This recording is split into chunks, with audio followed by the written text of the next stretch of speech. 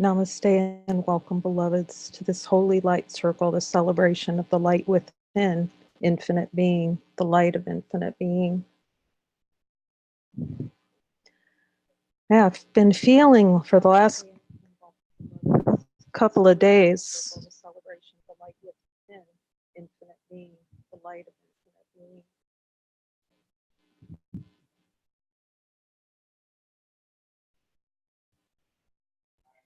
I've been feeling for the last couple of days that there's going to be another chapter of a new covenant coming, and it feels like that chapter is going to be on trust, and I can hear Jesus starting to talk about it.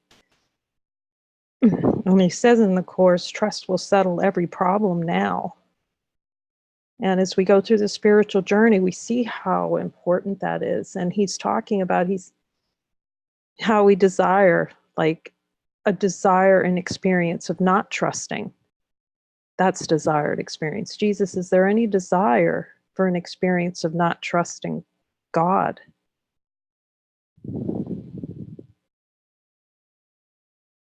And as he points to, it's reflected out in our not trusting our brothers as a symbol of us projecting out, not trusting ourselves. Jesus, is there any desire in the subconscious mind not to trust a brother? Like wholly, he says you must trust a brother wholly and completely as a symbol of your whole and complete trust of yourself. So that you can see that trust is completely unnecessary because you are divine being. Divine being doesn't know what trust is. Yet within the dream of the separation, it's to be so greatly cherished and valued.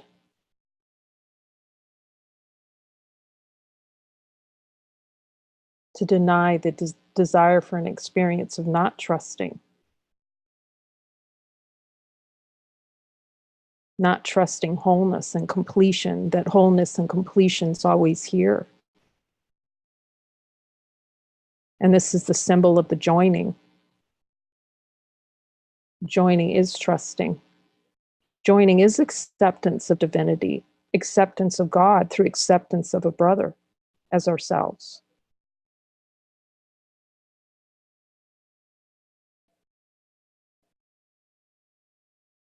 And to look deeply at this idea of trust, what trust, the concept of what trust is and what trust means. In the world, it means I'll trust you if you trust me. It's the tit for tat. It's the if then. It's an if then.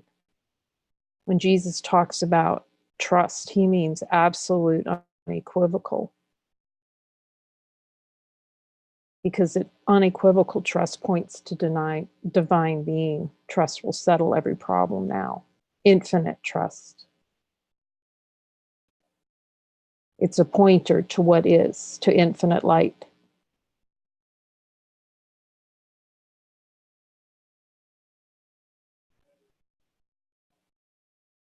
It seems like stepping stones to build trust when it's really stepping stones to cease to deny that trust is all there is. There just isn't anything other than divine trust. What needs no trust?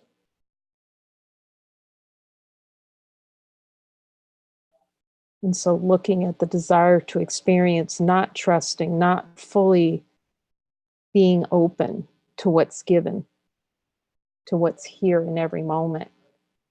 And that not trusting mechanism being so fundamental to a personal identity. How valuable that is to the reversal of a personal identity.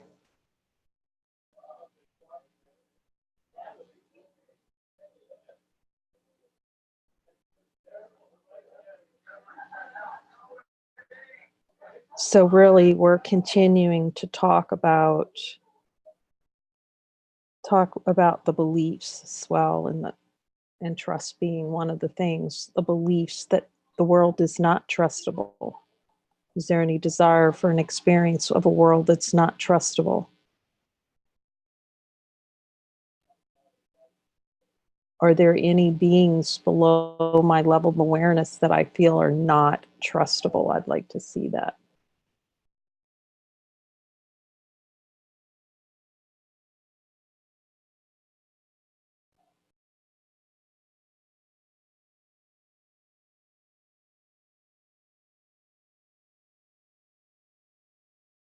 Yeah, that's selective trust, that there's certain beings I can trust and certain beings that I can't trust. Is specialness, the desire for specialness.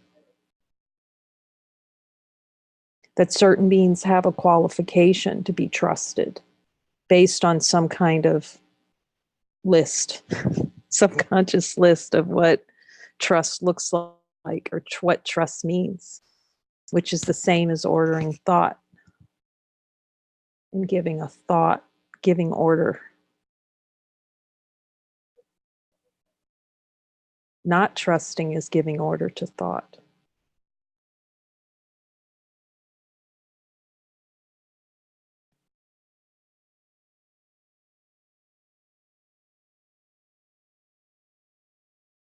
Which is what we can see. Does the light of divine being know anything about trust? That trust is even necessary. Yet Jesus says this is a desired experience to deny love. I don't trust yet. I'm not trusting God yet.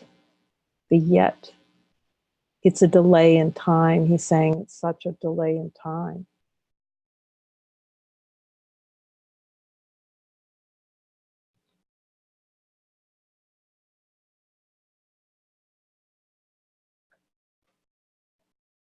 Yeah, not trusting our brother is delay in time.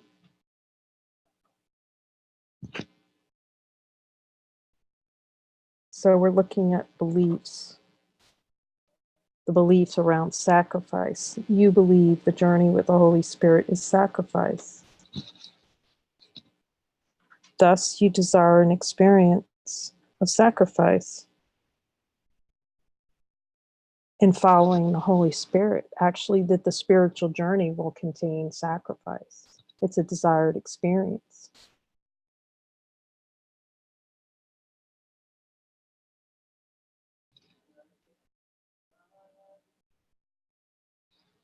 That we want it, the spiritual journey itself to contain suffering.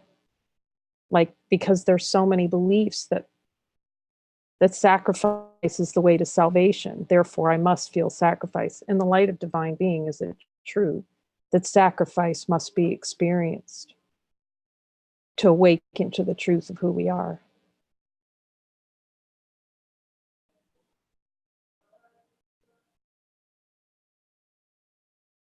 That desire for experience of sacrifice is very strong in the ego thought system.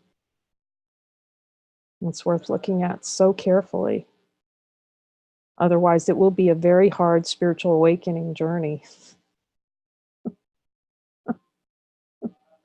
I have to sacrifice to win the gates of heaven. I could see that belief here.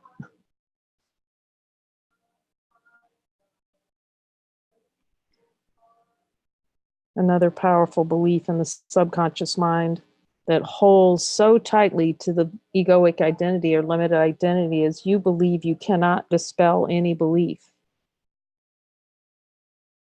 Jesus, is there a desire? Is there a belief in the subconscious mind that any belief cannot be instantaneously seen through? Instantaneously seen as untrue.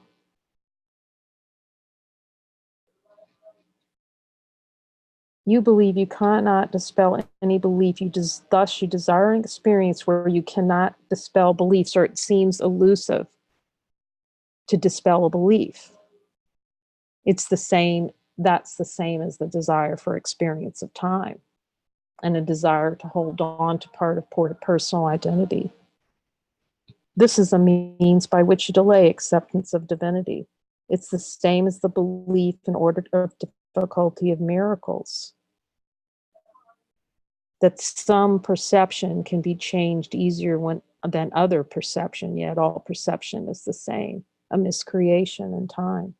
You desire an experience of order, of difficulty, of miracles. That's deep. Jesus, is there any desire below my level of awareness for an experience of miracles having different orders to them?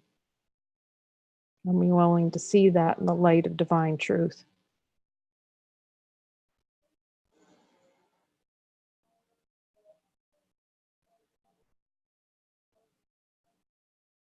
He's saying that's a doubt thought about divinity.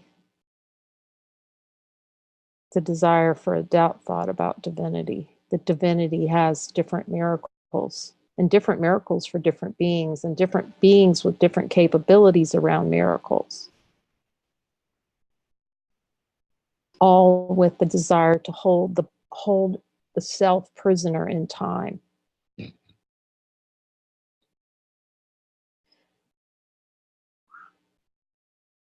It's helpful to look at the desires to have miracles be different. Some feel more difficult, some challenges in life. That's part of the storyline. I can see that. It's part of wanting to maintain that storyline. Like I can give away some of these beliefs, but maybe not all of them for the entire storyline to fall away. Is there any desire to keep part of the storyline versus the other part of the storyline? And does infinite light of infinite being have a storyline worth keeping?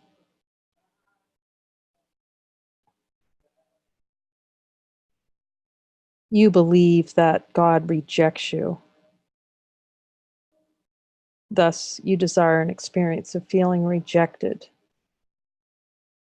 Rejected by God. Is there any desire to feel rejected by God in our direct experience? Jesus, will you show it to us? And not only to experience rejection, but then be angry about it as part of the egoic mechanism, is to desire the experience and then be angry about the experience. Thus, both the experience of rejection and the experience of anger are both tied together as desired experience.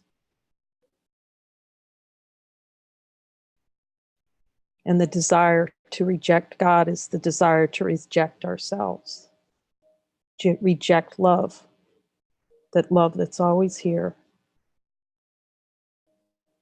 You desire an experience of rejecting God. You desire an experience of rejecting your brother. You desire an experience of rejecting yourself. Or any of these desires in the subconscious mind, I'm willing to see it.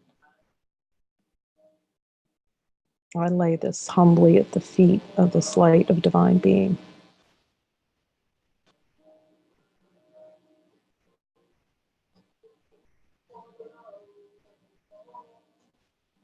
Lack comes up so many times in A Course in Miracles. It's always so good to look at lack. If there's any energy around lack or something missing, you believe that lack is possible, that something can be missing. Thus, you desire an experience of feeling lack and something is lacking or missing. Is there a desire for the experience of lack? In the light of divine being, can lack be found?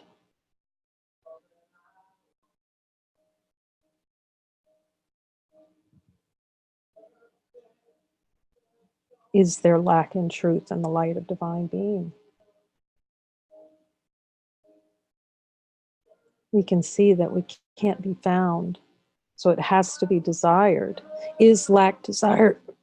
A desired experience if it appears in consciousness? We can ask the light that, it'll say it directly. Yes, if it's desired, it will appear and continue to appear until it's seen through. It's actually in service, that feeling. It's in service because it's the indication, as Jesus said, that correction is necessary.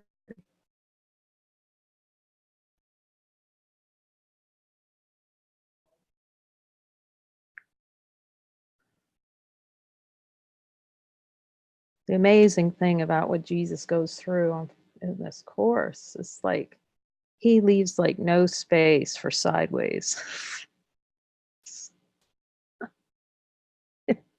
There's absolutely uncompromising, no space in this book for any sideways movement, which we really don't want anyway. You start really seeing it when you really start looking at every one of these beliefs. It's like, no, can't go sideways. And the abject power of looking really directly at the light of divine being and just letting them go on. You believe others are fighting you for authorship through what they say. Checking in. That's a good one.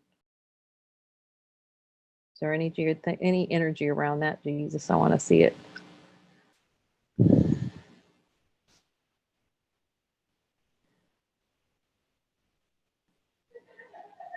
Yeah, I could watch that too. I was really watching that and just seeing how we start to see the subtleness of the objections. And I see how it's embedded in this one right here. Like someone would say something and then, oh, let me see if that's correct. Just let me see if that arising over there, or let me compare that over there, or is that true in the light of the Course in Miracles? That's why it's so helpful. Like it's so helpful. Just go to Jesus and say, what's your interpretation, of this? And is this discernment? Because some of it's seeing like it's arising in discernment. And I could see that actually at the ACIM meeting. Like you can see certain beliefs arising about the body, like to go out and do a hands-on healing. Everything can be used in consciousness because it all points back to divinity. But I could see the discernment for here in that healing is seeing that there's no one to heal. Salvation is seeing that there is no one there to heal. It's not about like going forth, because Jesus does talk in a course about, I will heal through your hands. But that is getting misinterpreted about going out and healing a body and I can hear, like you can hear Jesus in the background, and that's just really helpful. It's not to judge. It's like getting really clear in the discernment about what's arising in consciousness and being able to ask Jesus, okay, to see no error in it, because nothing's actually happening. But for the discernment here, I find it really valuable to ask him, what is your interpretation? What is the interpretation on what you're saying in A Course in Miracles? And he's just really clear. There's no one to heal. That's where the mind is now. Perhaps that was helpful. He says, yes, that was helpful at one time to tell how, because it refocuses the mind on healing to look, but it's never about healing another. That was just a way to turn the mind back into itself. There's never anyone to heal. So it is helpful when these thoughts seem to arise in consciousness to be able to go back to Jesus and say, okay, clarify this point with me. And at the same time to see and then he reminds me, see no error in it. If they're talking, there's not an error per se in it. There's not something that someone has to go out and correct, even if it seems in contradiction to A Course in Miracles. It's just all that's cared about here, at least, and for us, is what's true. And see no error, he's saying, is true, and remind. It was just really helpful to have that reminder that the Holy Spirit, like Spirit, just doesn't see the false at all. As soon I can just watch the mind, as soon as it goes to try to fix something or correct something or edit something in form, that's part of that fighting for authorship thing. It's so subtle. I'm really seeing, like watching it, mind watching, so helpful that someone's actually fighting for authorship. It's like, it almost like it starts an argument with yourself. You can see it start to go, well, that's not in the course, that's not in the Course of Miracles. thoughts or whatever. And then it's like, oh no, it's like, nope, not going there. Because it's starting to toss thoughts around. Jesus, is there any desire to experience others as fighting me for authorship? I'm willing to just see right through that by what they say. Any desired experience, I'm willing to see it.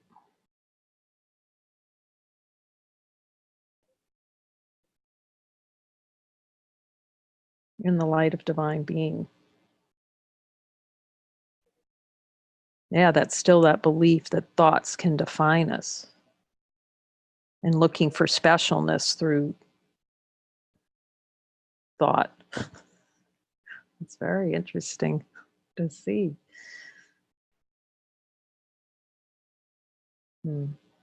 You believe you can assert the power of God. Oh, God, you love doing that. That's what he says. Being his light loves it. We love usurping the power of God, so play in consciousness. Let's see if there's any of that. He's saying, yeah. You desire an experience to feel you can usurp the power of God. I'm putting that on the table. And what's even more powerful is after it, he says, and thus feel you are unholy. So a desire for experience of unholiness.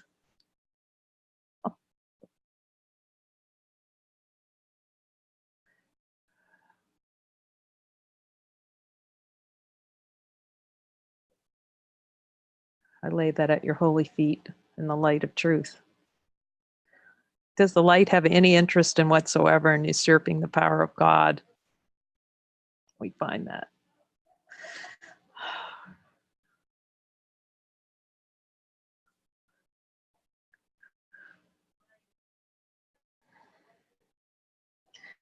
You believe you can create your reality. You desire an experience of creating your reality. You feel you're creating your own reality.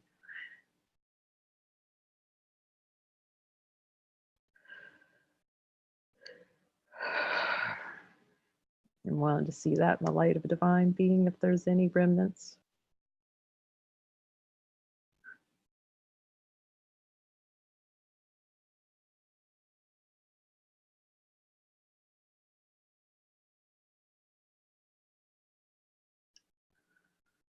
A reality separate from your creator. You just feel that itch for a reality separated from the creator. Like you can see the light, and like the light's there, it's so obvious. And then you can just feel the itch. Oh, that's kind of burning out because it's not as beautiful as that vast infinite.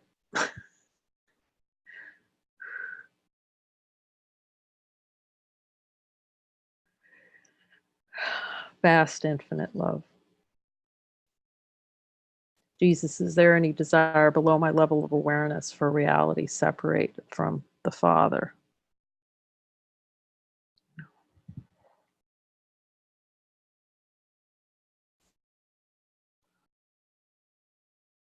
You believe that your creation is anonymous.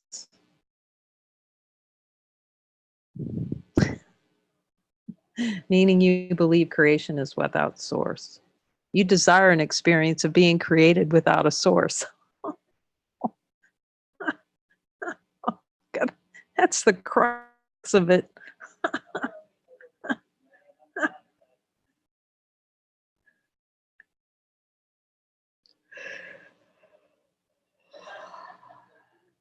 Thus, you desire an experience of creating and experience the possible, that you're without a source.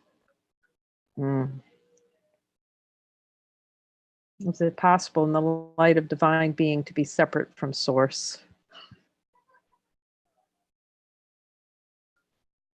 The ego is without source as it is unreal.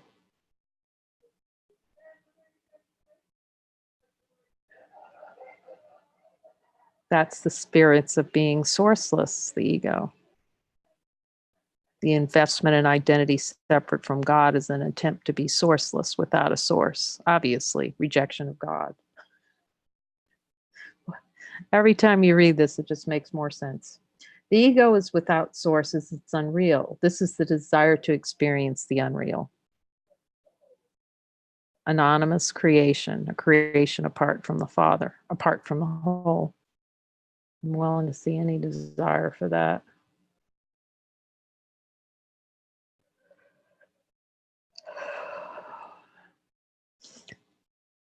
You know, it gets really good when you can just yawn about the tiny mad idea. You just kind of yawn. Okay. The whole thing. Just yawn it away. You believe you can author yourself. Thus, you desire and experience authoring yourself, an authorship apart from your creator.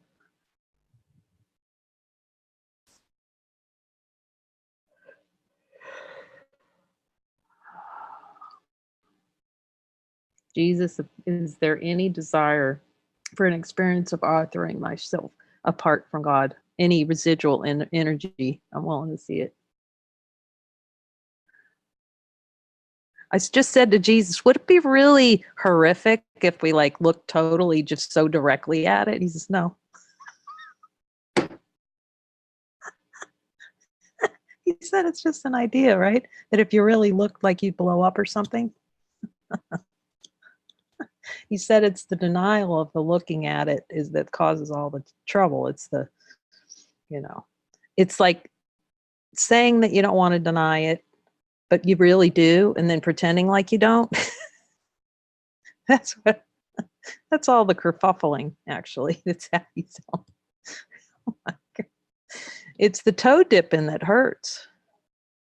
Like not going all the way in. That's what he's saying. Like if you just stand into it and just like face it so directly and so powerful with the light of infinite being, it's like, yeah, how can it stack up? Which we can see if we look in the light. We can just see like the light troubled by any of it. Light just no.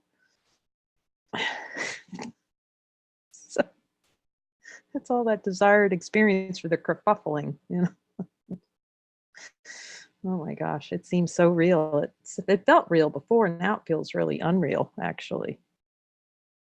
It starts to feel really unnatural, like all this, the kerfuffling. These egoic mechanisms. You start seeing how unnatural all that is. Okay, let's see. The 7. You believe in time. It's really helpful when that time belief falls. That's experience here.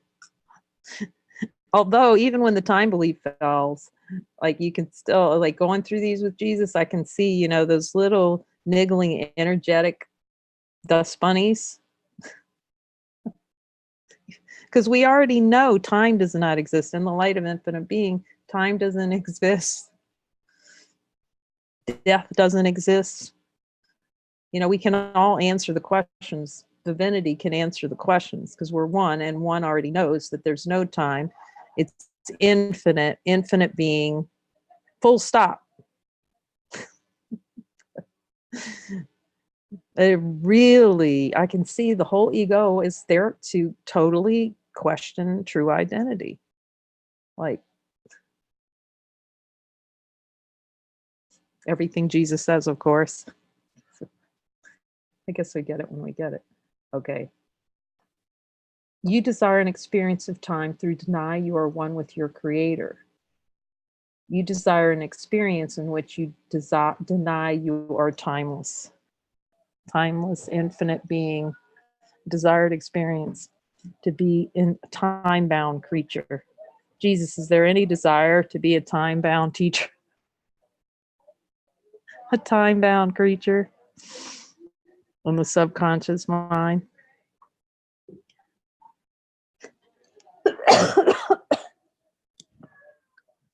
There's so much joy in these light circles and so much happiness, like seeing how easy it is to let go of these beliefs in the light circles with Jesus.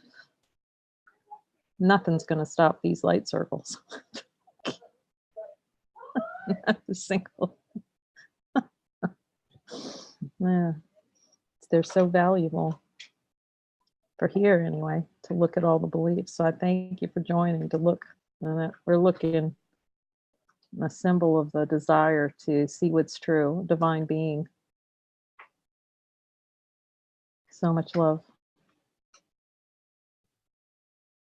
So much love.